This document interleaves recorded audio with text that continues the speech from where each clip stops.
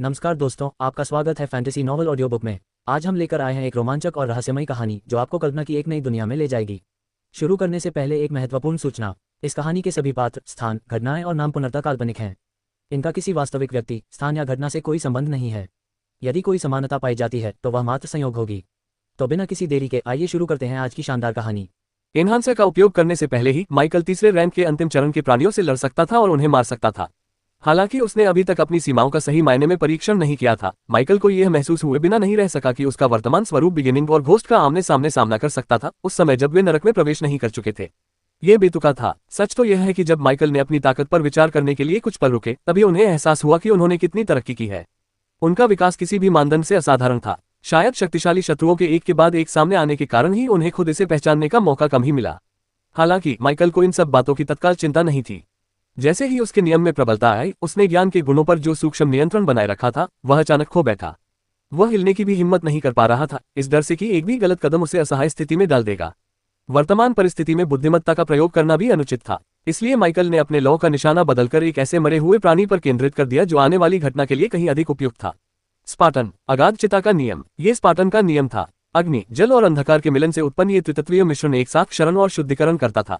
अगाध चिता जीवन शक्ति और ऊर्जा को भस्म कर देती थी, पदार्थ को राख में बदल देती थी और फिर उस राख को आध्यात्मिक अवशेष में रूपांतरित कर देती थी जिसे इसका उपयोग करने वाला व्यक्ति प्रयोग कर सकता था। लक्ष्य तत्व की शुद्धता जितनी अधिक होगी, उसका उपभोग उतना ही अधिक होगा और सुधार भी उतना ही अधिक होगा। इसमें कोई आश्चर्य की बात नहीं थी कि इसे देखने पर लोगों की पहली धारणा एक लगातार हमला करने वाले विनाशकारी परजीवी की थी, जो अंतहीन रूप से खाता रहता है और एक बार चिपक जाने के बाद कभी भी अपनी पकड़ नहीं छोड़ता। जैसे ही माइकल ने ज्ञान से स्पार्टन रूप में परिवर्तन किया, काली लपटें प्रकट हुई। एक ही पल में अंधेरा घना हो गया और आग में तब्दील हो गया, जो स्पष्ट रूप से ज्वाला थी, फिर भी आग के सामान्य नियमों का पालन करने से इनकार कर रही थी। ये बेतहाशा नहीं झिलमिला रही थी, ये चटक नहीं रही थी, ये पूरी तरह खामोशी से जल रही थी। काली लपटें माइकल के हाथों को घेरकर उसकी बाहों पर चढ़ गईं और नियंत्रित कुंडलियों में ऊपर की ओर बढ़ती गईं। वे उसकी बाहों को चाटती हुई मांसपेशियों और हड्डियों पर फैल गईं, जिससे अगाध अग्नि का एक जीवंत आवरण बन गया जो उसके कंधों से ठीक पहले आकर रुक गया। उन्होंने उसे जलाया नहीं, उसकी त्वचा नहीं झुलसी, उसके कपड़े नहीं जले, फिर भी गर्मी असहनीय थी। रिन को यह तुरंत महसूस हो गया। आपातकालीन प्रतिक्रिया के रूप में जैसे ही मंत्र चमक उठे, उसके कवच से चीख निकली। उसका गला सूख गया और वह अनजाने में एक कदम पीछे हट गई। काली लपटों से एक भयानक अनुभूति उत्पन्न हुई जो सीधे आत्मा पर दबाव डालती थी। ये सामान्य अर्थों में भय नहीं था। सांस लेती हुई धातु ने और भी हिंसक प्रतिक्रिया दी। उसकी लालिमा उमड़ पड़ी, अनियमित रूप से धड़कने लगी क्योंकि युद्ध शुरू होने के बाद पहली बार उसके तंतु सिकुड़ गए। छटपटाता हुआ पिंड कांप उठा। उसके खंड एक दूसरे से रगड़ खा रहे थे, मानो धातु स्वयं पीछे हटने की कोशिश कर रही हो, लेकिन उसके पास ऐसा करने का कोई साधन न हो। गुफा में एक तीखी कंपन की लहर दौड़ गई। धातु को इसका एहसास हुआ। उन काली लपटों के भीतर कुछ ऐसा था जो इसे मिटा सकता था, और यह गलत नहीं था। माइकल ने इस सब का अंत करने के लिए अगाध अग्नि का उपयोग करने की योजना बनाई थी। माइकल इस निष्कर्ष पर पहुंचा कि धातु दूषित हो गई थी। इसका सबसे स्पष्ट प्रमाण उसके अस्तित्व में निहित विरोधाभास था। इसे धातु कहा जाता था, फिर भी उसके सामने पड़ी वस्तु किसी परिष्कृत पदार्थ की तुलना में जीवित मांस के ढेर जैसी अधिक प्रतीत होती थी। इस भ्रष्टाचार ने सब कुछ स्पष्ट कर दिया। महाकाव्य श्रेणी से असाधारण श्रेणी के शिखर तक इसका पतन किसी क्षति या अनुचित भंडारण के कारण नहीं, बल्कि प्रकृति में एक मूलभूत परिवर्तन के कारण हुआ था। सांस लेते लोहे ने अनगिनत जीवों को मार डाला था, उन्हें खाकर अपना विकास किया था। जो कभी एक निष्क्रिय पदार्थ था, वह अब ऐसी चीज में बदल गया था जिसमें आवश्यकताएं और इच्छाएं थीं। मांसल रूप धारण करने के बाद इसे लगभग 2000 वर्षों तक सीलबंद रखा गया और भूखा रखा गया। पोषण से वंचित रहने के कारण इसकी शक्ति क्षीण हो गई, इसका रूप और विकृत हो गया और इसका सार नष्ट हो गया। इसमें कोई आश्चर्य की बात नहीं थी कि अब ये किसी कीमती धातु की तरह कम और किसी राक्षसी पदार्थ की तरह अधिक, किसी अप्राकृतिक चीज की तरह अधिक दिखाई दे रहा था। माइकल ने धीरे धीरे अपनी उंगलियां हिलाईं। अगाध अग्नि ने उसकी हलचल का अनुसरण किया, उसकी उंगलियों के जोड़ों के चारों ओर कसती गई और उसके इरादे के साथ सहजता से प्रवाहित होती गई। रिन ने बड़ी मुश्किल से अपनी बात कही। माइकल, उसने कहा। उसकी आवाज इरादे से धीमी थी। माइकल ने पीछे मुड़कर नहीं देखा। उसकी निगाहें सामने तड़पते हुए पिंड पर टिकी रहीं, उस सांस लेती हुई धातु पर जो अतः लपटों से पीछे हट रही थी, मानो सहज प्रवृत्ति ही खतरे की चीख रही हो। रिन ने खुद को ध्यान केंद्रित करने के लिए मजबूर किया। आपको एक बात जाननी जरूरी है, उसने जल्दी से कहा।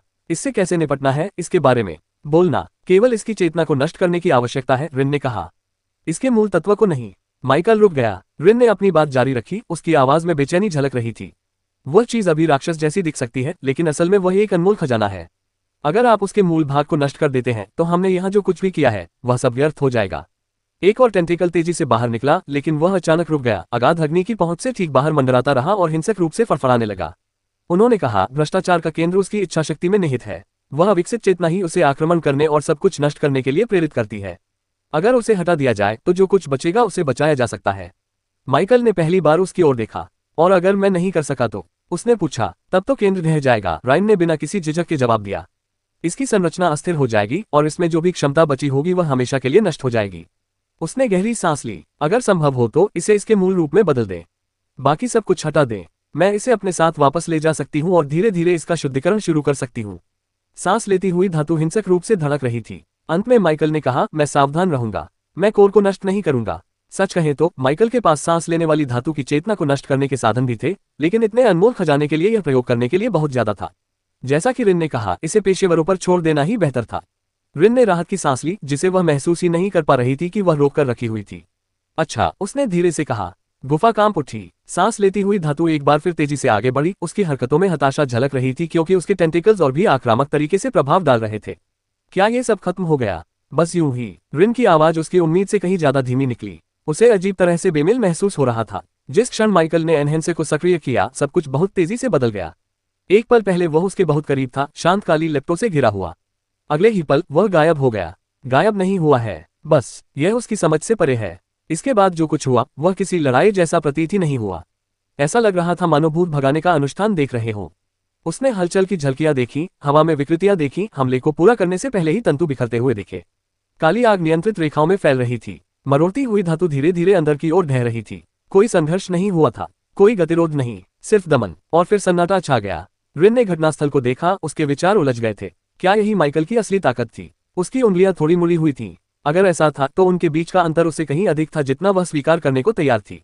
उसकी छाती में हल्की सी जकड़न महसूस हुई। वह इसकी बराबरी कैसे कर पाती? कुछ क्षणों के लिए मन में संदेह उत्पन्न हुआ।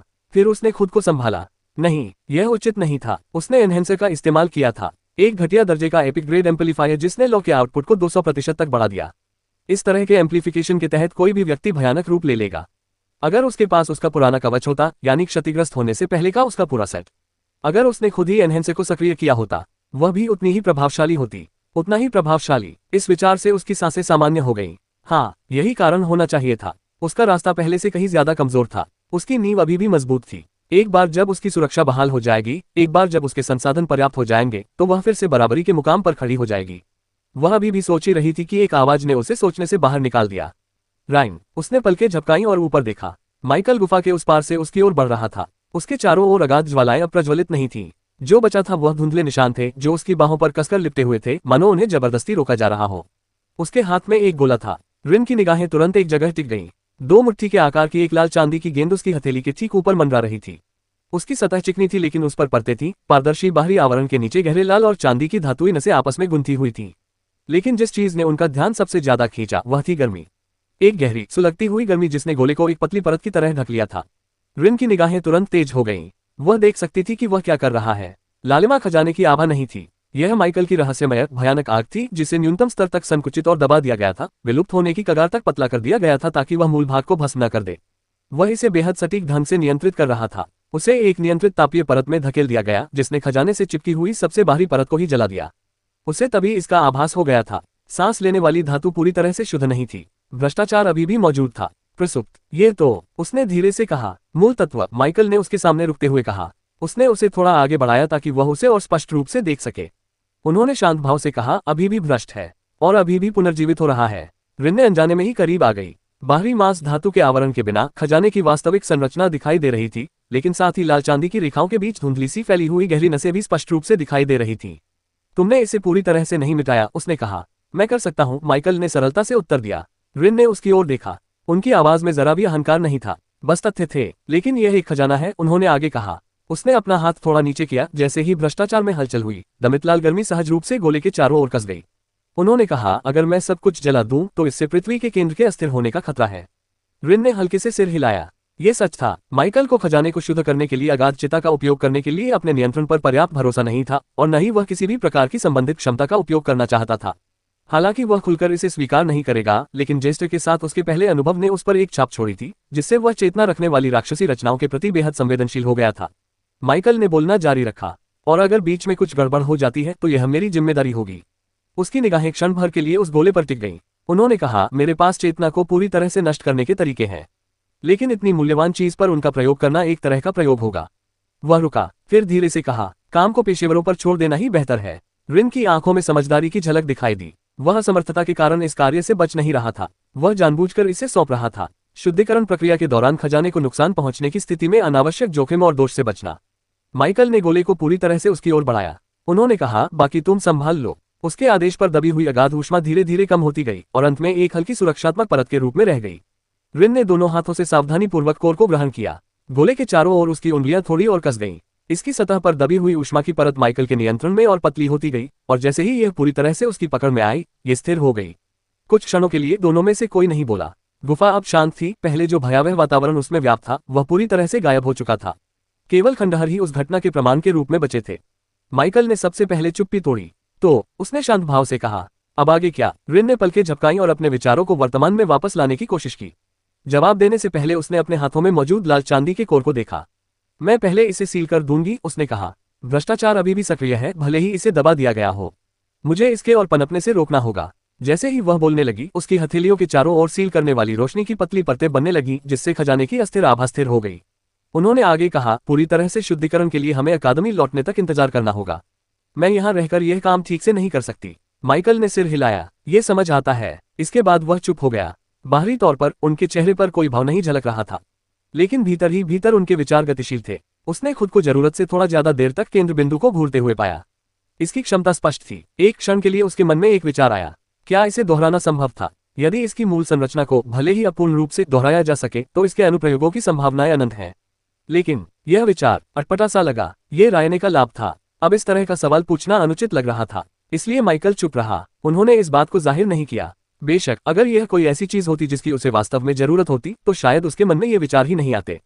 हालांकि ऐसा प्रतीत हुआ कि रिन ने स्वयं भी विचारों में डूबी हुई थी।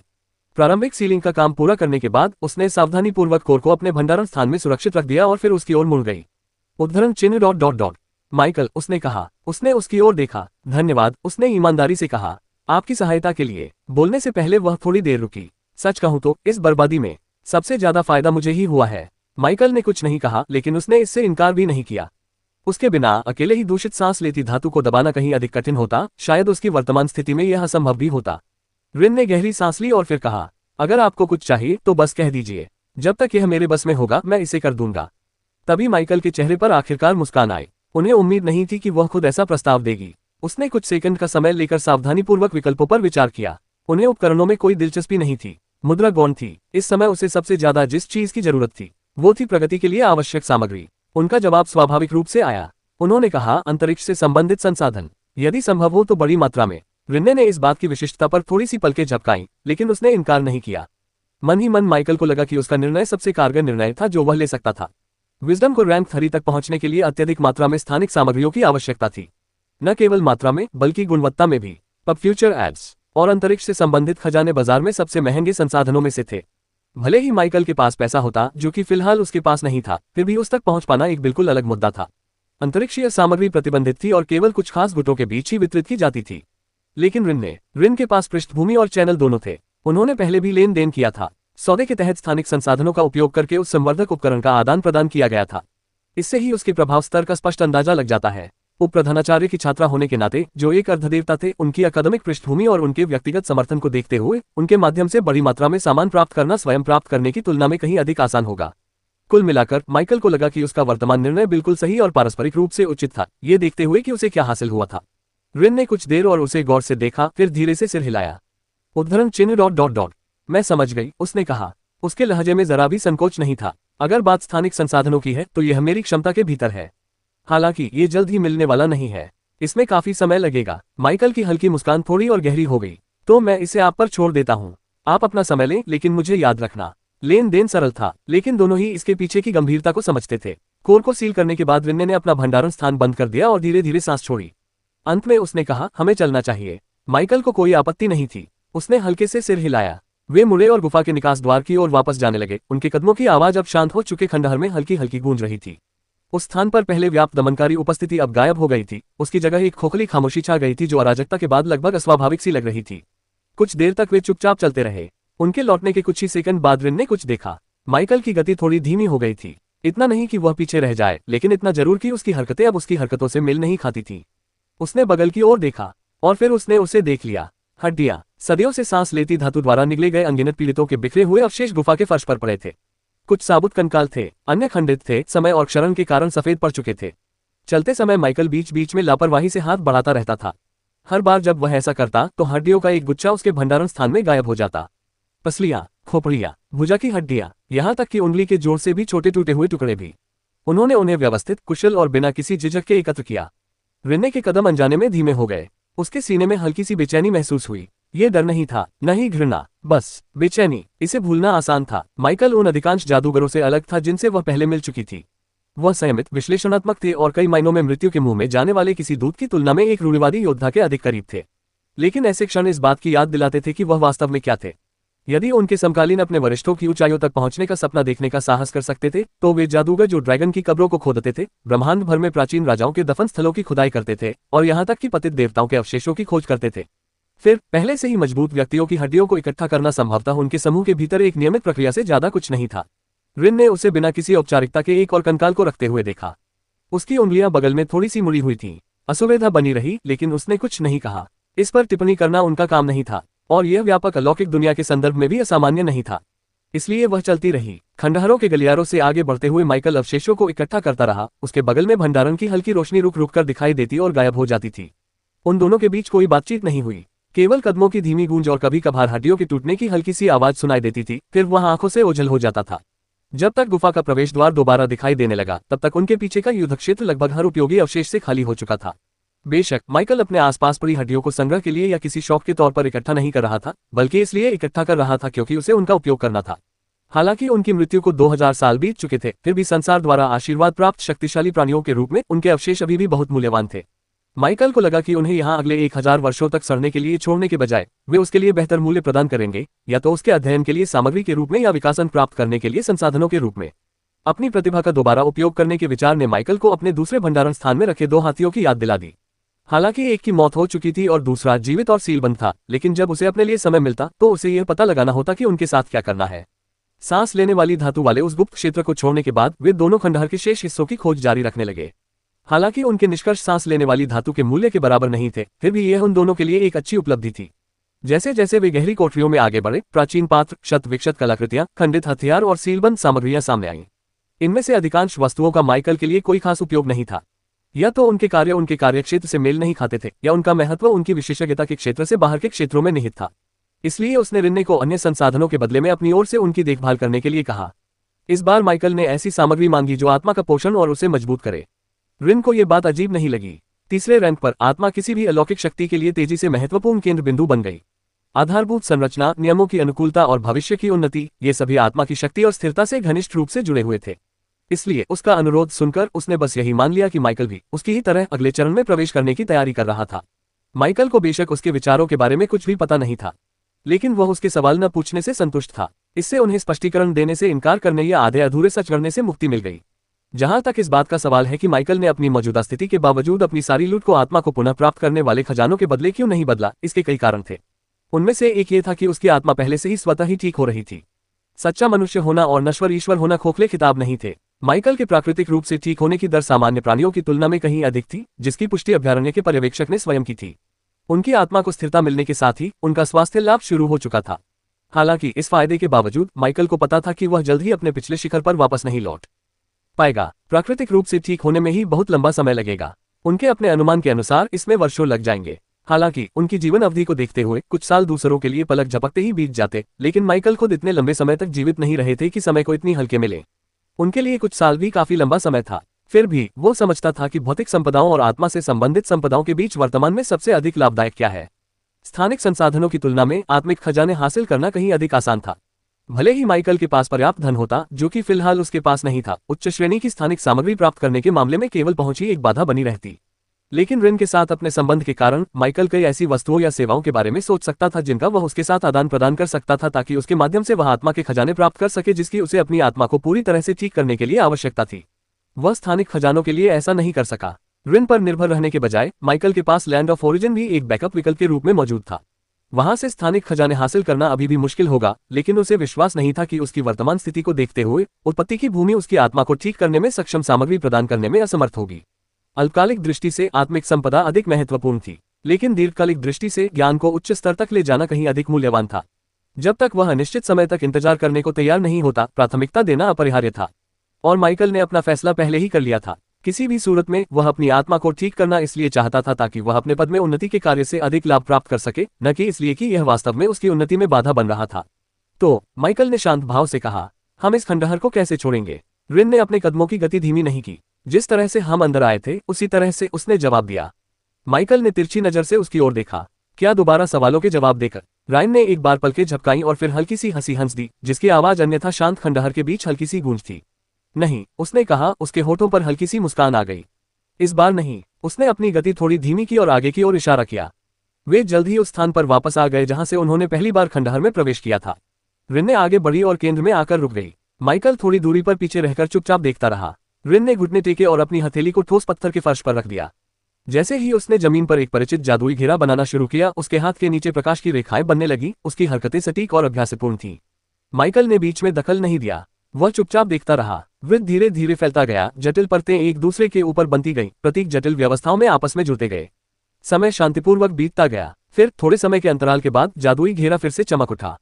पूर्ण रूप से निर्मित संरचना से प्रकाश ऊपर की ओर प्रज्वलित हुआ। अंतरिक्ष अंदर की ओर इस प्रकार सिमट गया मानो वास्तविकता को ही कसकर खींचा जा रहा हो।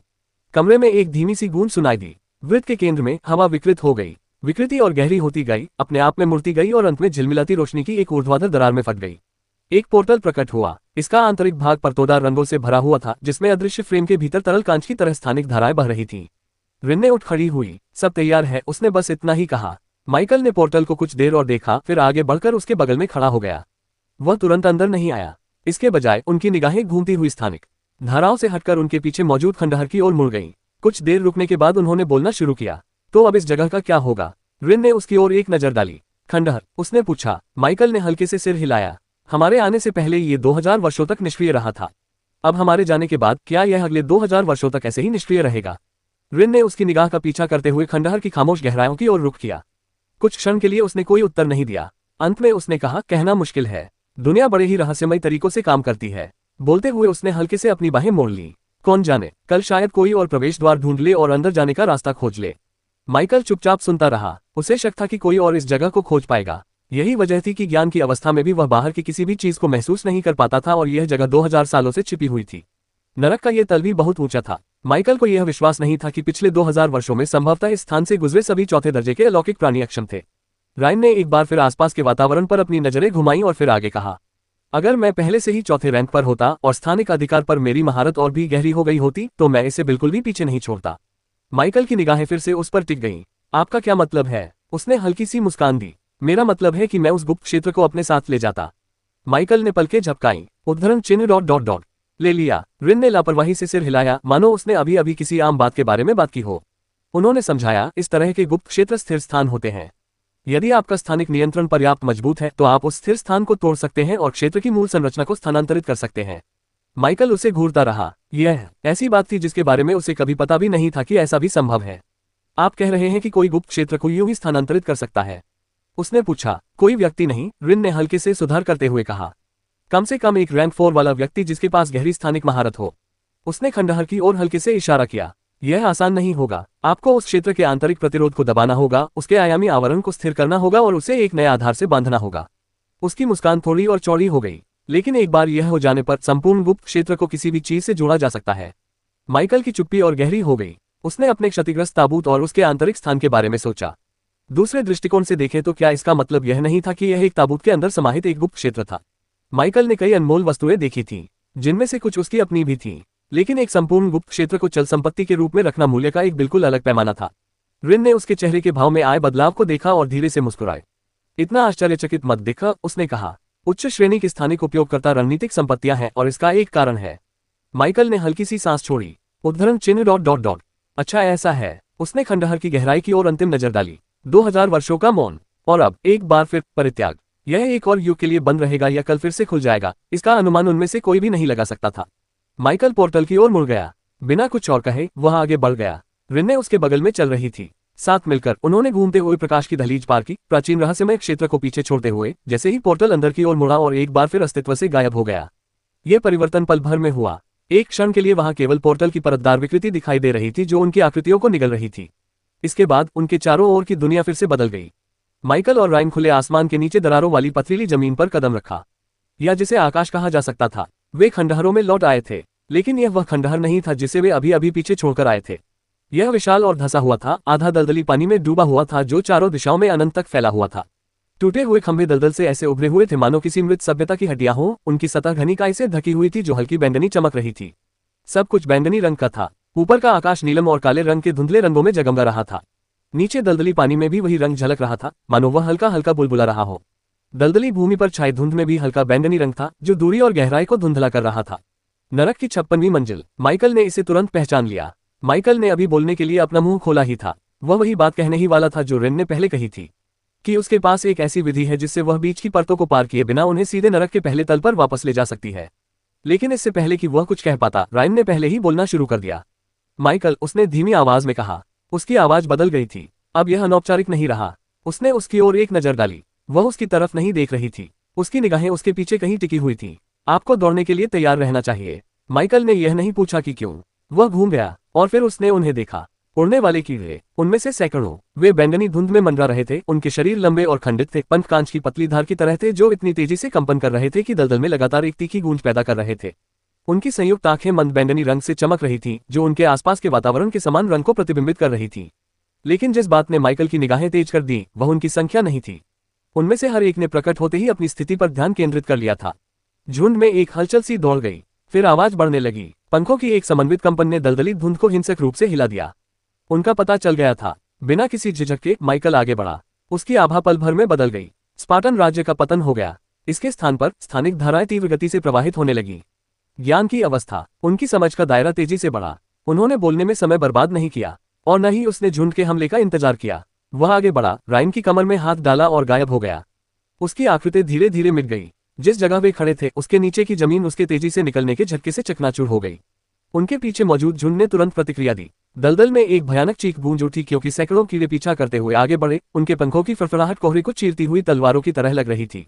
लेकिन माइकल पहले ही जा चुका था। वह भयानक गति से उजाड़ दलदली भूमि को पार कर रहा था। रिने को उसने मजबूती से पकड़ रखा था और वह एक बार भी धीमा हुए बिना शत्रुतापूर्ण इलाके को पार कर रहा था। केवल लहराती हुई धुंध ही उस रास्ते का निशान थी जिसे उन्होंने नरक के 56वें तल को पार करते हुए तय किया था। तेज हवा रायन के कानों से होकर गुजरी। उसके आसपास की दुनिया बैंगनी और काले रंग की धारियों में घुल गई थी। नीचे का दलदल रंगों के धुंधले धब्बों में तब्दील हो गया था जो जितनी देर तक वह उन पर ध्यान केंद्रित करने की कोशिश करती रही उतना ही विकृत और मुड़ते गए। वह बिना देखे भी हलचल का दबाव महसूस कर सकती थी। उनके चारों ओर वायु प्रतिरोध असामान्य रूप से अलग हो गया। स्थानिक धाराएं मुड़कर उनके मार्ग को सुगम बनाती गईं। जैसे ही माइकल एक जीवित विकृति की तरह 56वीं मंजिल से गुजरा, उसका शरीर उससे मजबूती से सटा हुआ था। उसकी एक भुजा उसकी कमर के चारों ओर लिपटी हुई थी ताकि उसके हिलने डुलने पर उसकी स्थिति स्थिर रहे। फिर भी उसका दिल अजीब तरह से बेचैन महसूस कर रहा था। पीछे से आ रहे झुंड के डर से नहीं, लेकिन किसी और ही चीज से। बेबसी। उसकी उंगलियां हल्की सी मुड़ी हुई थीं। यह पहली बार नहीं था जब उसने माइकल के शक्ति प्रदर्शन के जबरदस्त प्रदर्शन को देखा था। उसने सांस लेती धातु के दमन को देखा था। उसने अथाह ज्वालाओं को देखा था। उसने देखा था कि कैसे एक एनहेंसर ने उसे थोड़े समय के लिए किसी राक्षसी रूप में बदल दिया था। लेकिन यह अनुभव अलग था। उसकी निगाहें थोड़ी सी इधर घूमी और उसने उसके चेहरे के हाव भाव को गौर से देखा। ये गति, ये किसी सामान्य रैंक थरी के पास होने वाली चीज जैसी नहीं लग रही थी। यहाँ तक कि शीर्ष रैंक थरी विशेषज्ञ जो पूरी तरह से गतिशीलता पर ध्यान केंद्रित करते हैं, उन्हें भी निरंतर त्वरण के इस स्तर तक पहुंचने में संघर्ष करना पड़ेगा। और माइकल अभी तक रैंक थरी पर भी नहीं था। अंततः रायन बोली, माइकल रुक जाओ। दलदली पानी से थोड़ा ऊपर उठे हुए दरारों से घिरे एक टूटे फूटे पत्थर के टुकड़े पर माइकल धीरे धीरे रुक गया। कोहरा फिर से धीरे धीरे उनके चारों ओर छा गया। माइकल ने उसकी कमर छोड़ दी और आधा कदम पीछे हट गया। यह क्या है? उसने शांत भाव से पूछा। रिन ने तुरंत कोई जवाब नहीं दिया। उसकी निगाहें दूर स्थित दलदल पर टिकी रहीं। फिर उसने धीरे से सांस छोड़ी। तुम अपरिचित वातावरण में बहुत तेज गति से जा रहे थे। अगर हम चौथे दर्जे के किसी जीव के सक्रिय क्षेत्र में प्रवेश कर गए तो हम मर जाएंगे। तुम्हें पता भी नहीं चलेगा कि तुम्हारी मौत कैसे हुई। कुछ क्षणों के लिए उनके बीच सन्नाटा छा गया। इसमें कोई शक नहीं था, यहाँ तक कि माइकल अपनी तमाम खूबियों के बावजूद यह नहीं सोचता था कि वह चौथे दर्जे के प्राणी का मुकाबला कर सकता है। हालांकि रिन्ने को उसके बारे में कुछ गलतफहमी थी। ज्ञान की अवस्था में होने के कारण माइकल की चेतना प्रबल हो गई थी, इसलिए वह लगातार अपने आसपास के वातावरण का अवलोकन कर रहा था। अगर वह न भी बोलती तो भी वह अंततः रुक ही जाता। वह इतनी दूर सिर्फ इसलिए गया था क्योंकि वह एक शांत जगह की तलाश में था, जो किसी कारणवश यहाँ बहुत कम संख्या में मौजूद थी। इस एहसास ने माइकल को इस परत में रहने के लिए और भी अनिच्छुक बना दिया। माइकल ने कहा, आपने पहले जिक्र किया था कि आपके पास हमें जल्दी से नरक के पहले तल पर वापस ले जाने का एक तरीका है। उनके रुकने के बाद उसके चेहरे पर थोड़ी शांति छा गई। हाँ, माइकल ने अपना सिर हल्के से झुकाया। कौन सा तरीका? रिन ने मुस्कुराए। तुरंत जवाब देने के बजाय उसने अपने स्टोर रूम में हाथ डाला और एक छोटी सी वस्तु निकाली। यह एक चाबी थी, कोई साधारण व्यक्ति नहीं। धातु हल्की सी चमक से जगमगा रही थी, उसकी सतह पर जटिल जादुई नक्काशी की परतें थीं जो दिल की धड़कन की तरह धीरे धीरे धड़क रही थी। चाबी का ऊपरी सिरा गोलाकार था जो 4 खंडों में बंटा हुआ था और प्रत्येक खंड पर एक अलग चिन्ह अंकित था। रिन ने उसे अपनी उंगलियों के बीच में उठा रखा था। उन्होंने कहा, यह एक त्रिसितारा असाधारण श्रेणी का खजाना है। माइकल की निगाहें कुछ पल के लिए चाबी पर टिकी रहीं। यह इसके धारक को नरक में 4 विशिष्ट मंजिलों के बीच स्विच करने की अनुमति देता है। कौन सी मंजिलें? उसने पूछा। रिन ने बिना किसी झिझक के जवाब दिया, पहली मंजिल, 15वीं मंजिल, 30वीं मंजिल और 45वीं मंजिल। ये सुनकर माइकल की निगाहें थोड़ी और तेज हो गईं। यदि यह खजाना केवल उन 4 मंजिलों को जोड़ता है और रिन 56वीं मंजिल तक पहुंच गई थी, तो इसका मतलब यह था कि उसने 45वीं मंजिल से नीचे की शेष दूरी को मैन्युअल रूप से रेंज कर तय किया था। नरक की 11 मंजिलों से होकर गुजरना। चाबी पर वापस जाने से पहले उसकी नजरें एक पल के लिए उसकी ओर घूमी। रिन ने उसके विचारों से अनभिज्ञ होकर समझाना जारी रखती है। यह मुझे मेरे शिक्षक ने दिया था, उसने सहजता से कहा। गहरी परतों में किए जाने वाले अभियानों के लिए एक एहतियाती और गतिशील खजाना। माइकल ने हल्के से सिर हिलाया। ये कैसे काम करता है? रिन ने चाबी को अपनी उंगलियों के बीच हल्के से घुमाया। ये सुनने में जितना सुविधाजनक लगता है उतना है नहीं, उसने स्वीकार किया। आप केवल चुने हुए लिंक किए गए फ्लो के भीतर ही बेतरतीब ढंग से टेलीपोर्ट कर सकते हैं। माइकल की भौहें थोड़ी सिकुड़ गईं। यादृच्छिक? हाँ, उसने कहा। आप मंजिल का चयन करते हैं लेकिन सटीक स्थान का नहीं। इससे पहले कि वह और कुछ पूछ पाता, उसने बोलना जारी रखा। और इसकी एक सीमा है, कुल मिलाकर 4 बार इस्तेमाल किया जा सकता है। माइकल की निगाह एक बार फिर चाबी के धनुष पर बने खंडित चापों पर टिक गई। हर खंड के लिए एक, उसने पूछा। रिन ने सिर हिलाया। एक बार किसी सेगमेंट का उपयोग हो जाने के बाद वह रिचार्ज मोड में चला जाता है।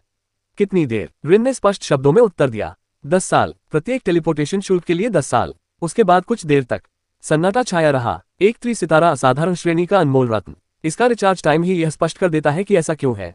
शायद अगर कूलडाउन समय कम होता या बिल्कुल भी नहीं होता तो यह एक एपिक ग्रेड का खजाना होता।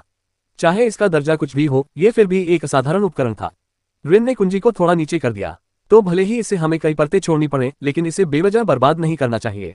उसने उसकी तरफ देखा। मैंने अपने अभियान के दौरान पहले ही एक चार्ज का इस्तेमाल नीचे उतरने के लिए किया था। माइकल ने उस जानकारी को तुरंत आत्मसात कर लिया। तो उसके खिलाफ 3 आरोप शेष थे। माइकल ने हल्के से सिर हिलाया। समझा। रिन्ने ने चाबी को थोड़ा ऊपर उठाया क्योंकि उस पर अंकित अक्षर चमकते रहे। अगर आप अभी तैयार हैं, उसने कहा, तो मैं आपको तुरंत पहली मंजिल पर ले जा सकती हूँ। थोड़ी देर रुकने के बाद उसने आगे कहा, या फिर अगर नरक में तुम्हारा अभी भी कोई काम बचा है तो मैं तुम्हें सबसे नजदीकी जुड़े हुए तल पर ले जा सकता हूँ। वहां से हम खुद ऊपर जा सकते हैं। उसने अपनी बात पूरी भी नहीं की। पहली मंजिल, माइकल ने तुरंत कहा। उसका जवाब इतनी तेजी से आया कि वह उसके वाक्य के अंत में ही आ गया।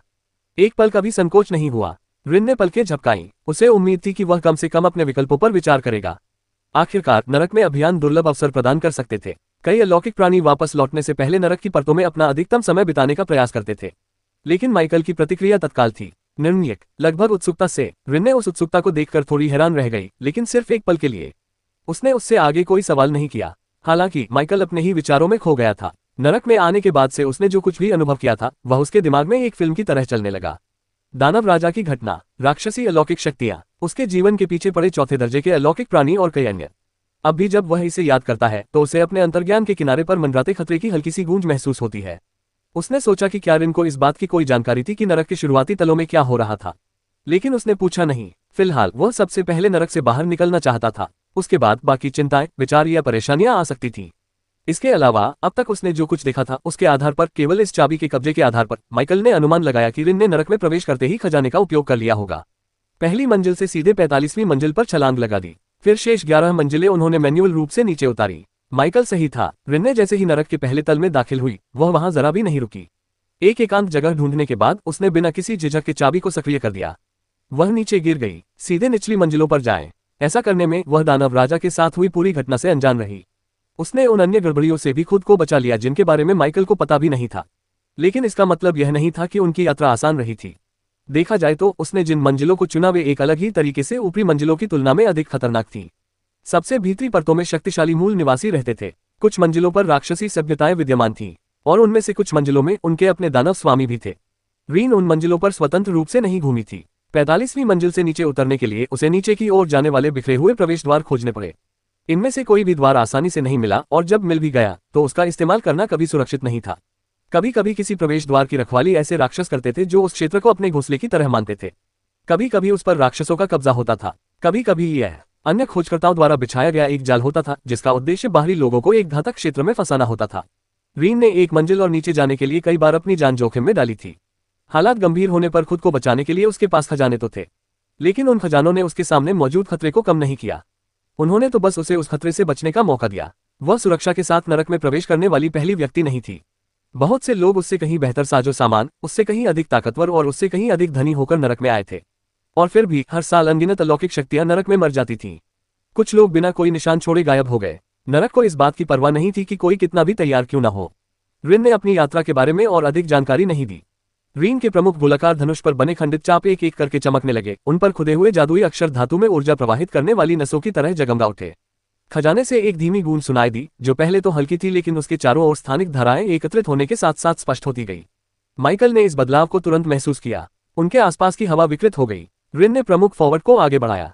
जैसे ही उसने ऐसा किया, उससे कुछ मीटर आगे का स्थान चुपचाप फट गया। एक पोर्टल का निर्माण हुआ। पहले इस्तेमाल की गई घुमावदार दरार के विपरीत यह अधिक स्थिर और परिष्कृत थी। इसके किनारों पर हल्की क्रिस्टलीय रोशनी फैली हुई थी और भीतरी भाग कहीं अधिक स्पष्ट था।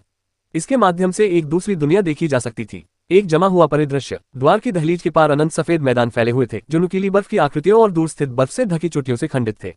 हल्की हवाएं धरती पर बह रही थीं, जो पाले के कणों को उड़ाकर लार के धुंधले रंगीन आकाश के नीचे धूल की तरह चमका रही थीं। उस छेद से तुरंत ठंडी हवा अंदर घुस गई और इतनी दूरी से भी माइकल की त्वचा को चुभने लगी। रिन ने चाबी को थोड़ा नीचे किया लेकिन पोर्टल को खुला रखा।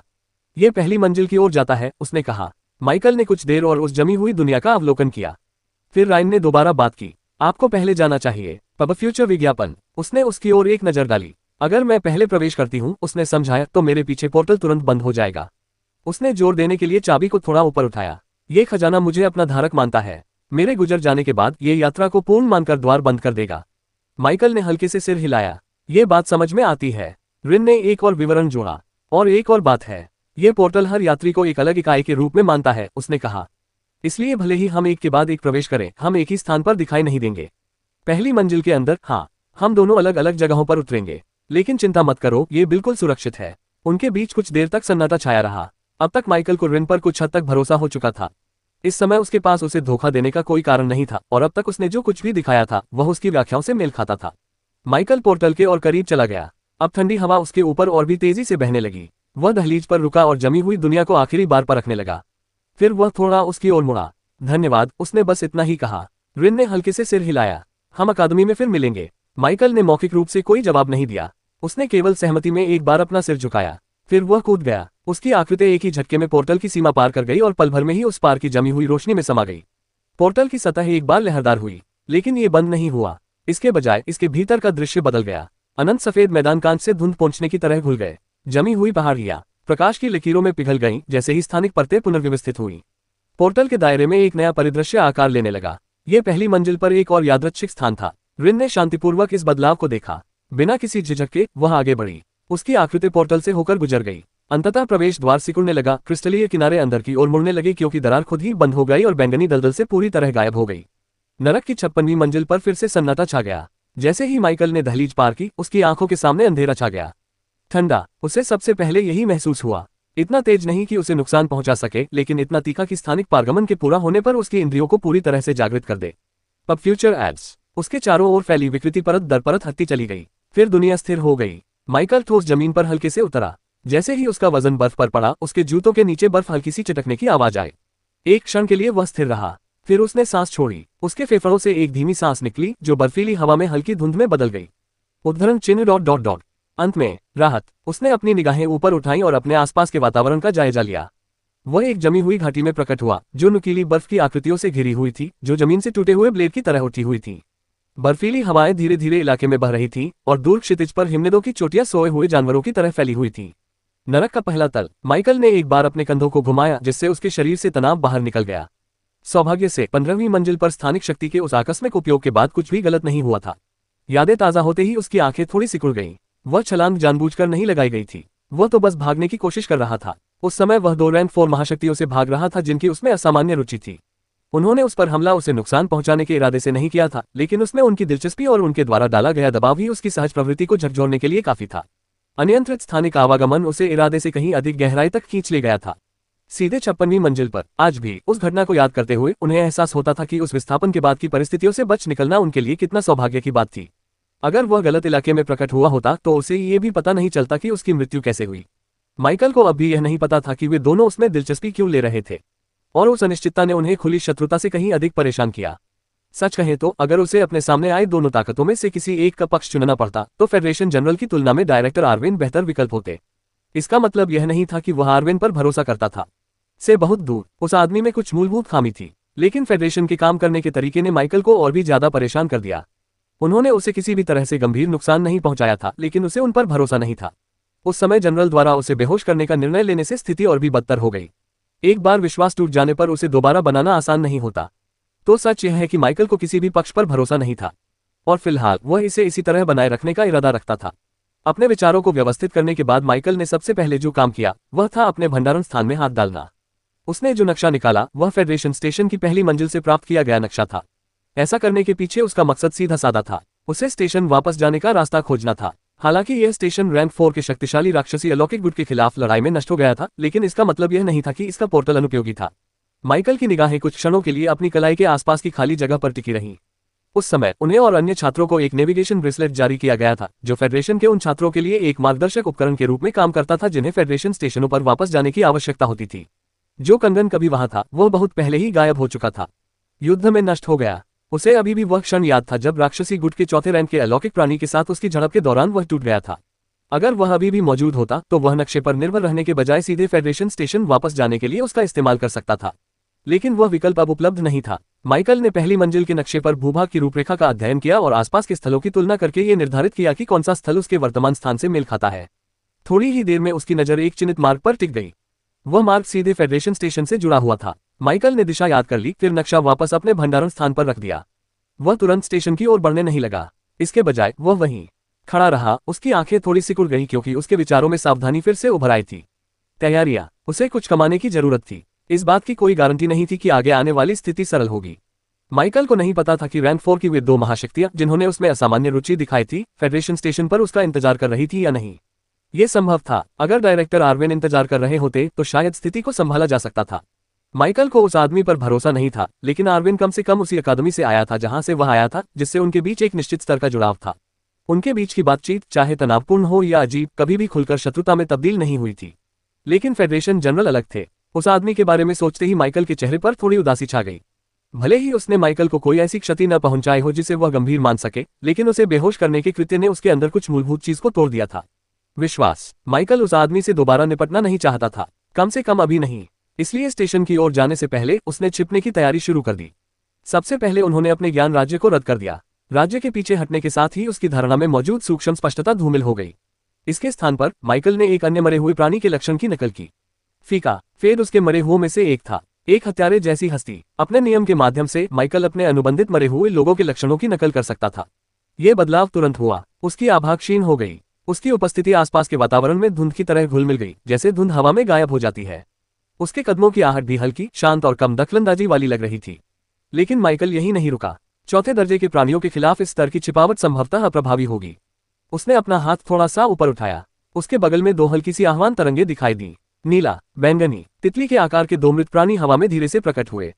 उन्हें किसी निर्देश की आवश्यकता नहीं थी, वे आगे बढ़ गए। वे दोनों धीरे से माइकल के कानों पर टिक गए और सजावटी तितली के आकार के झुमके बन गए। ये दोनों मायाजाल में माहिर थे। जैसे ही वे स्थिर हुए, परतदार छिपाव प्रभाव सक्रिय हो गए। दृश्य उपस्थिति विरूपण, ऊर्जा हस्ताक्षर मास्किंग, पर्यावरण मिश्रण, फेड की दमनकारी विशेषता के साथ मिलकर काम करते हुए तीनों छिपाव प्रभाव निर्बाध रूप से एक दूसरे पर हावी हो गए। माइकल की आकृति गायब नहीं हुई, लेकिन बाहरी नजरिए से वह भुला दिया गया। पता लगाना मुश्किल है, इस पर ध्यान केंद्रित करना कठिन है। सक्रिय स्कैनिंग भी तब तक मुश्किल में पड़ जाएगी जब तक कि इसे उससे कहीं अधिक मजबूत व्यक्ति द्वारा न किया जाए। माइकल ने धीरे से सांस छोड़ी, संतुष्ट। फिलहाल इतनी तैयारी काफी थी। अगर वाकई में चौथे दर्जे की महाशक्तियां उसका इंतजार कर रही थीं, तो इससे कम से कम उसे पैतरेबाजी करने की जगह मिल जाती। और अगर वे नहीं थे तो सावधानी बरतने में कोई हर्ज नहीं था। तैयारियां पूरी होने के बाद माइकल आखिरकार फेडरेशन स्टेशन की ओर बढ़ने लगा। इसमें ज्यादा समय नहीं लगा। जल्द ही बस्ती की खंडहर हो चुकी रूपरेखा माइकल की दृष्टि में दिखाई देने लगी। जैसे जैसे वह पास आता गया, उसकी गति थोड़ी धीमी हो गई। उसके चारों ओर मौजूद छलावरण की परतें अभी भी पूरी तरह से सक्रिय थीं। दूर से उसने जो विशाल गोलाकार दीवारें देखी थीं, वे अब टूटी हुई थीं। विशाल रक्षात्मक घेरे के कुछ हिस्से अंदर की ओर ढह गए थे, जिससे नुकीले छेद बन गए थे और स्टेशन का आंतरिक भाग पूरी तरह से उजागर हो गया था। पत्थर पर झुलसने के निशान थे। अन्य हिस्से ऐसे दिख रहे थे मानो उन्हें घेराबंदी के हथियारों के बजाय अत्यधिक बल प्रयोग से तहस नहस कर दिया गया हो। स्टेशन के अंदर की इमारतों की हालत भी कुछ बेहतर नहीं थी। ढह चुकी इमारतें अंदरूनी इलाकों में बिखरी पड़ी थीं। कुछ इमारतें मलबे में तब्दील हो चुकी थीं। कुछ इमारतें आंशिक रूप से सही सलामत खड़ी थी, लेकिन अंदर से खोखली हो चुकी थीं। युद्ध के बाद उनके अंदरूनी हिस्से काले पड़ गए थे।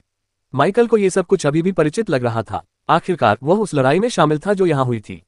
फेडरेशन बलों और राक्षसी अलौकिक गुट के बीच टकराव इसी बस्ती में अपने चरम पर पहुंच गया था। उन्हें आज भी उस दिन के माहौल में व्याप्त तनाव याद था। युद्ध के अंत के करीब उतरे चौथे रैंक के शक्तिशाली योद्धा की दम घोंटने वाली उपस्थिति। उस समय ये खंडहर ताजे थे। युद्ध क्षेत्र लगभग पूरी तरह से फेडरेशन के लड़ाकों और राक्षसी अलौकिक शक्तियों से भरा हुआ था, लेकिन अब उसके सामने का दृश्य अलग था। हर जगह लोग ही लोग थे, दर्जनों, शायद खंडहर हो चुकी बस्ती में सैकड़ों लोग बिखरे पड़े थे। माइकल की निगाहें उन पर शांतिपूर्वक घूम गईं। उनमें से कई लोग उनकी उम्र के आसपास के लग रहे थे। कुछ लोग अब भी अकादमी की वर्दी पहने हुए थे, हालांकि कई लोगों ने अपने अभियानों के दौरान उन्हें हटा दिया था या क्षतिग्रस्त कर दिया था। यहाँ तक कि उन वस्त्रों के बिना भी जो पहचान के लिए आवश्यक थे, माइकल तुरंत बता सकता था कि वे क्या थे। छात्र, अवेकना अकादमी के छात्र, वही समूह जो उसके साथ नरक में प्रवेश कर चुका था, पहले साल उन्हीं की तरह। माइकल खंडहर हो चुकी दीवार के किनारे चुपचाप चलते हुए चेहरों को ध्यान से देखता रहा, लेकिन उसे वहां कोई परिचित व्यक्ति नहीं दिखा। उन्होंने अकादमी के किसी भी ऐसे व्यक्ति को व्यक्तिगत रूप से नहीं पहचाना। यह कोई आश्चर्य की बात नहीं थी। चूंकि वह छिपने की कोशिश कर रहा था और कोई उस पर ध्यान नहीं दे रहा था, इसलिए माइकल ने अपना ध्यान दूसरी तरफ केंद्रित कर लिया। वह अपने आसपास की बातचीत सुनने लगा। खंडहर हो चुकी बस्ती में छोटे छोटे समूह बन गए थे। छात्रों ने विश्राम किया, चर्चा की, बहस की और अपने अभियानों से एकत्रित जानकारी का आदान प्रदान किया। अगर वह नरक की मौजूदा स्थिति को समझना चाहता था तो यही सबसे तेज तरीका था। माइकल चुपचाप टूटे फूटे पत्थरों के रास्ते पर आगे बढ़ा और एक ढह चुके टावर के पास रुक गया, जहां 5 छात्रों का एक समूह धीमी आवाज में बातें कर रहा था। ढह चुके टावर के पास मौजूद छात्रों में से एक ने अपनी बाहों को रगड़ा। क्या किसी को पता भी है कि उन्होंने हमें वापस क्यों बुलाया? उसने तनाव भरी आवाज में पूछा। मैं यहाँ 1 दिन से ज्यादा समय से हूँ और किसी ने भी मुझसे संपर्क करके यह नहीं बताया कि क्या हो रहा है। ये समझ से परे है। एक अन्य छात्र, जो लंबा था और जिसकी कमर पर फटा हुआ अकादमी का गाउन कमरबंद की तरह बंधा हुआ था, ने उपहास उड़ाया। तुम्हें क्या लगता है कि वे हमें बिना किसी कारण के वापस बुला लेंगे? उसने कहा। संघ ने हमें वापस बुलाने के लिए पूरे नरक में सैनिकों को भेजा था। इससे ही पता चलता है कि कुछ तो हुआ है। एक तीसरे छात्र ने अपने चारों ओर फैली खंडहर बस्ती की ओर इशारा किया। उसकी निगाहें टूटी हुई दीवारों और ढह चुकी इमारतों पर घूम रही थीं और उसके चेहरे पर बेचैनी के भाव थे। इस जगह को देखो, उसने धीमी आवाज में कहा। यहाँ किस तरह की लड़ाई हुई होगी कि स्टेशन की यह हालत हो गई? पहले छात्र ने भौहें चढ़ा ली। मैंने सुना था कि लड़ाई हो रही है, लेकिन ये तो उससे भी कहीं बढ़कर है, उसने बुदबुदाते हुए कहा। यह तो किसी युद्ध क्षेत्र जैसा लग रहा है। मेरे पास एक विचार है, चौथे छात्र ने कहा। उसकी आवाज धीमी थी और बाकी लोग तुरंत उसकी ओर मुड़ गए। उसने एक बार चारों ओर देखा, ये सुनिश्चित करने के लिए कि कोई फेडरेशन सैनिक सुनने के लिए पर्याप्त करीब तो नहीं है। फिर उसने बोलना जारी रखा। उन्होंने कहा, ऐसा कहा जाता है कि शैतानी शक्तियों ने अपने लोगों को यहाँ भेजा था। वे स्टेशन पर कब्जा करना चाहते थे। अगर वे स्टेशन पर नियंत्रण कर लेते तो वे इसका इस्तेमाल अपनी मर्जी से कर सकते थे। मैंने कहीं सुना है कि वे स्टेशन के गेट का इस्तेमाल करके राक्षसों को असली दुनिया में छोड़ सकते हैं। समूह के चेहरों पर तीक्ष्णता आ गई। ये तो पहले से ही काफी बुरा है, लंबे वाले ने कहा। चौथे छात्र ने निगल लिया। अकादमियों में प्रवेश कर चुके अलौकिक शक्तियों वाले लोगों में से, यहाँ तक कि साधारण पृष्ठभूमि से आने वाले और दुनिया के गहरे संघर्षों के बारे में कम जानकारी रखने वाले लोग भी कुछ बातें समझने लगे थे। अकादमी में थोड़े समय बिताने से ही उनकी आंखें खुल गईं। उनकी शिक्षाओं में केवल युद्ध तकनीक या शक्ति नियंत्रण ही शामिल नहीं थे। इतिहास, गुटों का अध्ययन, निषिद्ध संगठन और अलौकिक नैतिकता भी उनकी मूलभूत शिक्षा का हिस्सा थे। यह उन सभी के लिए आवश्यक ज्ञान था जो ऐसे युद्ध क्षेत्र में कदम रख रहे थे जहां शक्ति, विचारधारा और अस्तित्व आपस में जुड़े हुए थे।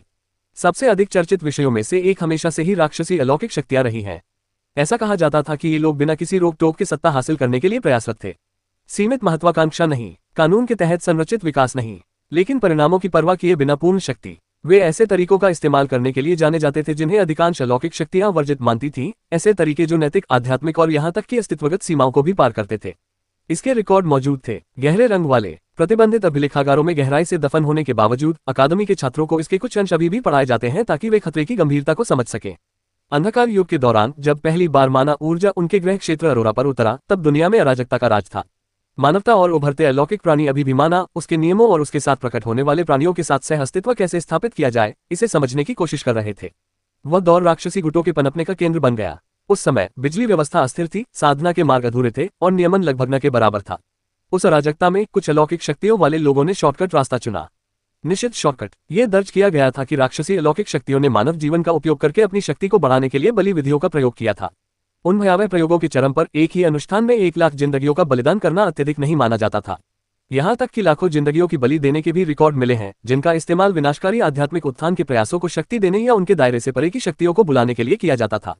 उन घटनाओं ने अरोरा को बहुत गहरा आघात पहुंचाया था। आधुनिक समय में राक्षसी अलौकिक शक्तियों का लगातार शिकार किए जाने का यह एक कारण था। सिर्फ इसलिए नहीं कि वे दुश्मन थे, लेकिन इतिहास ने यह साबित कर दिया था कि जब उन्हें अनियंत्रित छोड़ दिया जाता है तो क्या होता है। चौथे छात्र ने आगे कहा, यह सबसे बुरा हिस्सा नहीं था। सबसे महत्वपूर्ण बात यह थी कि एक दानव स्वामी अवतरित हुआ। कुछ पल के लिए कोई नहीं बोला। ऐसा लग रहा था मानो हवा ही जम गई हो। फिर पहले छात्र की आंखें चौड़ी हो गईं। एक दानव स्वामी, उसने लगभग फुसफुसाते हुए दोहराया। लंबे कद के छात्र ने राहत से ज्यादा अविश्वास भरी सांस ली। यह असंभव है, उसने कहा, लेकिन कहते समय भी उसकी आवाज में आत्मविश्वास की कमी थी। समूह में मौजूद एक और छात्र, जो अब तक चुप था, आखिरकार बोल पड़ा। मुझे लगा था कि दानव स्वामी केवल 30वीं मंजिल से नीचे ही प्रकट हो सकते हैं, उसने धीरे से कहा। हम तो पहली मंजिल पर हैं, हम पर इसका असर कैसे हुआ? ये सवाल अधर में लटका रहा। ये तर्कसंगत था। चौथे छात्र ने, जो अधिकांश जानकारी साझा कर रहा था, अपना सिर हिलाया। उन्होंने स्वीकार किया, मुझे सारी जानकारी नहीं है। मैंने जो कुछ भी सुना है वह अधूरा है। हमें वापस बुलाए जाने के बाद अफवाहें फैलने लगी। बोलने से पहले वह थोड़ी देर के लिए हिचकिचाया, लेकिन एक बात बार बार सामने आ रही है। इतने सारे लोग एक ही बात कह रहे हैं कि इसे पूरी तरह से गलत कहना संभव नहीं है। बाकी लोग सहज रूप से और करीब झुक गए। उन्होंने कहा कि दानव राजा पहली मंजिल पर प्रकट नहीं हुआ, उसने धीमी आवाज में कहा। वह 15वीं मंजिल पर प्रकट हुआ था। समूह एकदम स्थिर हो गया। 15वां, पहले छात्र ने दोहराया। चौथे ने सिर हिलाया। हाँ, और मैंने जो सुना है उसके अनुसार अगर नरक में तैनात अन्य जातियों ने हस्तक्षेप न किया होता तो यह ऊपर की ओर अपना रास्ता बना लेता। समूह में एक स्पष्ट ठंडक दौड़ गई, जिसका पहली मंजिल के जमे हुए वातावरण से कोई लेना देना नहीं था। आपका मतलब? लंबे छात्र ने कहना शुरू किया, फिर रुक गया। हाँ, चौथे ने कहा, हो सकता है कि यह पहली मंजिल तक ही पहुंच गया हो। इसके बाद सन्नाटा छा गया। इस विचार मात्र से ही उनके चेहरे पीले पड़ गए। एक छात्र ने अपनी गर्दन के पिछले हिस्से को रगड़ा और जबरदस्ती हंसने की कोशिश की। अच्छा, जब तक हम अभी सुरक्षित हैं यही मायने रखता है ना? ये शब्द खोखले लग रहे थे, लेकिन किसी ने भी इन्हें चुनौती नहीं दी, क्योंकि राहत तो राहत ही होती है, भले ही वह डर के साथ ही क्यों ना आए।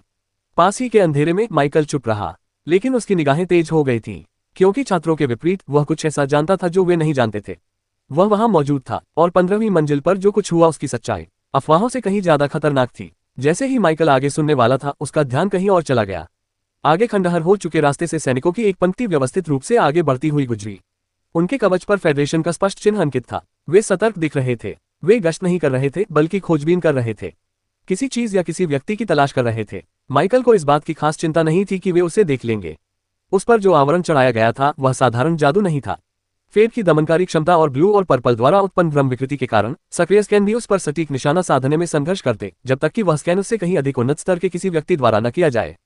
फिर भी वह सतर्क रहा। आखिरकार ये सैनिक उसी विशाल शक्ति के अंतर्गत आते थे जिसके अधीन फेडरेशन जनरल काम करता था। उस आदमी के बारे में सोचते ही माइकल की निगाहें थोड़ी सख्त हो गईं। हेल से बाहर निकलने के बाद ही माइकल को लगा कि वह फेडरेशन के कर्मियों से फिर से खुलकर बात करने में सहज महसूस करेगा, और वह भी केवल विशिष्ट परिस्थितियों में। माइकल चुपचाप देखता रहा जब सैनिक उसकी छिपी हुई स्थिति से आगे बढ़ गए। उनमें से सबसे मजबूत व्यक्ति, जो तीसरे रैंक के अंतिम चरण में पहुंच रहा था, ने भी कुछ नोटिस नहीं किया। उन्हें बिना किसी घटना के गुजरते हुए देखकर माइकल अपनी सतर्कता को थोड़ा कम करने ही वाला था कि जिस समूह की बातचीत वह सुन रहा था, उसकी बातचीत का रुख फिर बदल गया। क्या उन्हें अभी तक वह नहीं मिला जिसकी वे तलाश कर रहे थे? छात्रों में से एक ने चुपचाप पूछा, सैनिकों के जाने की दिशा में देखते हुए। एक अन्य छात्र ने अपना सिर हिलाया। उन्होंने कहा, अगर उन्होंने ऐसा किया होता तो वे अब भी इस तरह खोजबीन नहीं कर रहे होते। वे दिन भर मलबे की छानबीन करते रहे हैं। आखिर वे क्या ढूंढ रहे हैं? तीसरे व्यक्ति ने पूछा, उसकी आवाज में बेचैनी झलक रही थी। एक छात्र ने जवाब देने से पहले अपनी आवाज धीमी कर ली। उन्होंने कहा, मैंने सुना है कि वे एक छात्र की तलाश कर रहे हैं। इस पर तुरंत प्रतिक्रियाएं आने लगीं। एक छात्र, दूसरे ने अविश्वास से दोहराया। कौन सा छात्र इन सब के लायक हो सकता है? उन्होंने तो बाहर निकलने के द्वार भी बंद कर दिए हैं। हमें तो घंटों पहले ही निकल जाना चाहिए था। इससे पहले छात्र ने तेवर चढ़ा लिए। रुको, क्या हम थे? हाँ, लंबे छात्र ने जवाब दिया। उसने झुंझलाहट में अपनी जीभ चिटकाई, लेकिन फिर अचानक किसी को भी बाहर जाने की अनुमति नहीं दी गई। बिना किसी स्पष्टीकरण के निकासी रोक दी गई। जैसे जैसे माइकल सुनता गया, उसके मन में एक तरह का संदेह पैदा हो गया, लेकिन उन्होंने जल्दबाजी में कोई निष्कर्ष नहीं निकाला। वह चुप रहा। उसके चेहरे के भावों को समझना मुश्किल था। वह सुनता रहा। किस तरह का छात्र इस स्तर का लॉकडाउन करवाएगा? पहले वाले ने फिर पूछा। जब तक कि वह कोई महत्वपूर्ण व्यक्ति न हो, यह हद से ज्यादा है। चौथे छात्र ने संकोच किया। उसने एक बार फिर चारों ओर देखा और यह सुनिश्चित किया कि कोई भी सैनिक इतनी नजदीक न हो कि उनकी बातें सुन सके। फिर उन्होंने पहले से भी धीमी आवाज में बात की। मैंने ये नाम एक बार सुना था। मुझे यकीन है कि आप सभी इस व्यक्ति को जानते होंगे। वास्तव में संभव है कि आपने उन्हें एक बार देखा भी हो, हालांकि यह मुलाकात सुखद नहीं रही होगी और शायद हाथापाई में समाप्त हुई हो, उन्होंने कहा। बाकी लोग तुरंत आगे झुक गए। तो कौन है वो? लंबे कद वाले ने उत्सुकता से पूछा। चौथे छात्र ने जवाब देने से पहले थोड़ा सा घूम भरा। वे माइकल नॉमन नाम के किसी व्यक्ति की तलाश कर रहे हैं। अंधेरे में छिपे माइकल की आंखों की पुतलियां थोड़ी सिकुड़ गईं। रुको, वे उसे ढूंढ रहे थे। कुछ घंटे पहले जिस स्थान से माइकल गायब हुआ था वहां पल भर के लिए सन्नाटा छा गया। फिर दोनों आदमी हिलना डुलना बंद कर दिए। कैलम पीछा करते करते रुक गया, उसकी निगाहें उस जगह पर टिकी हुई थी जहां माइकल अभी अभी था। आवन की गति भी धीमी हो गई, उसका फैला हुआ हाथ अभी भी हवा में लटका हुआ था, ठीक उसी जगह पर जहां एक क्षण पहले माइकल का कंधा था। 15वीं मंजिल के खंडित आकाश में दोनों के रुकने पर उनके बीच की दूरी स्वाभाविक रूप से कम हो गई। दोनों में से किसी ने भी तुरंत कुछ नहीं कहा। कैलम के चेहरे के भाव सदमे से सबसे पहले बदले। वह गायब हो गया। उसने बुदबुदाया। उसकी इंद्रियां सहज रूप से बाहर की ओर फैल गईं, दबाव की लहरें हर दिशा में कई किलोमीटर तक फैल गईं। लेकिन उसे कुछ नहीं मिला, बिल्कुल कुछ नहीं। माइकल अचानक गायब हो गया। वह स्थानिक गति थी, कैलम ने कड़े स्वर में कहा। अनजाने में ही उसके मन में अविश्वास की भावना घर कर गई। उसे अपना नियम कुछ ही दिन पहले समझ आया, और वह पहले से ही स्थानिक जादू का उपयोग कर सकता है। सदमे के बाद क्रोध से उसकी निगाहें और भी गहरी हो गईं। इस बीच उसके सामने अरवेन बिल्कुल अलग दिख रहा था। कैलम के विपरीत वह हैरान नहीं था, वह प्रबुद्ध प्रतीत हो रहा था। उसकी निगाहें उस जगह पर टिकी रही जहां से माइकल गायब हुआ था, लेकिन निराशा के बजाय उसकी निगाहों में स्पष्टता थी। तो बस यही बात है, अरवेन ने धीरे से कहा। मैं सोच रहा था कि उसने पहले उस गति को कैसे बनाए रखा, अरवेन ने कहा। मुझे नहीं पता था कि उसने पहले ही एक नियम को जागृत कर दिया था। यह जानना जरूरी है कि केवल वे प्राणी जिनके पास लॉ सीड होता है, वे ही शून्य का उपयोग करके टेलीपोर्ट कर सकते हैं। हालांकि अरवेन ये सोचने से खुद को रोक नहीं सका कि क्या माइकल का नियम गति से संबंधित था या उसके वेग पर इसका कोई मजबूत प्रवर्धन प्रभाव था। जिस स्थान से माइकल गायब हुआ था वहां एक पल के लिए सन्नाटा छा गया। फिर अरवेन और कैलम ने एक दूसरे की ओर देखा। एक के चेहरे पर हल्की सी मुस्कान थी, दूसरा व्यक्ति भौहें चढ़ाए हुए था, जबड़ा कसा हुआ था और उसके भीतर से झुंझलाहट की लहरें निकल रही थीं। आवन का हाथ वापस उसकी जेब में चला गया। उसने अपना सिर थोड़ा झुकाया, उसकी आंखें उसकी उस शांत लेकिन दिल को छू लेने वाली जिज्ञासा से चमक रही थीं। फिर मानो स्थिति बिल्कुल भी गंभीर ना हो, अरवेन ने एक हल्की लगभग मूर्खतापूर्ण सी आवाज निकाली। ओह! कैलम की निगाहें तेज हो गईं। उसने कोई जवाब नहीं दिया। उन्होंने इस बात को स्वीकार तक नहीं किया। उसने बस इस तरह से नजरें फेर ली जैसे कि अरवेन ने कुछ कहा ही ना हो, फिर अपनी मुद्रा को ठीक किया और खुद को फिर से नियंत्रण में ले लिया। मुझे कुछ अत्यावश्यक काम निपटाने हैं, कैलम ने ठंडी आवाज में कहा। उन्होंने अनुमति मांगने की जहमत भी नहीं उठाई। उन्होंने कोई स्पष्टीकरण नहीं दिया। उसने अपने रुतबे के मुताबिक ही बातचीत खत्म करने का फैसला करके खुद को विदा किया। उसके चारों ओर दबाव अचानक बढ़ गया, जिससे उसके पैरों के नीचे की हवा संकुचित हो गई। फिर वह एक बेकाबू तूफान की तरह आगे बढ़ा, 15वीं मंजिल के आसमान को चीरता हुआ। अपनी इंद्रियों को पूरी तरह से फैलाते हुए उसने खोजना शुरू कर दिया। आवन ने उसे जाते हुए एक पल के लिए देखा। मुस्कान बरकरार रही, लेकिन ये थोड़ा पतला हो गया, क्योंकि अपने तमाम मनोरंजन के बावजूद अरवेन एक बात स्पष्ट रूप से समझ गया था। अगर कैलम को माइकल पहले मिल जाता तो परिणाम उसके पक्ष में नहीं होता।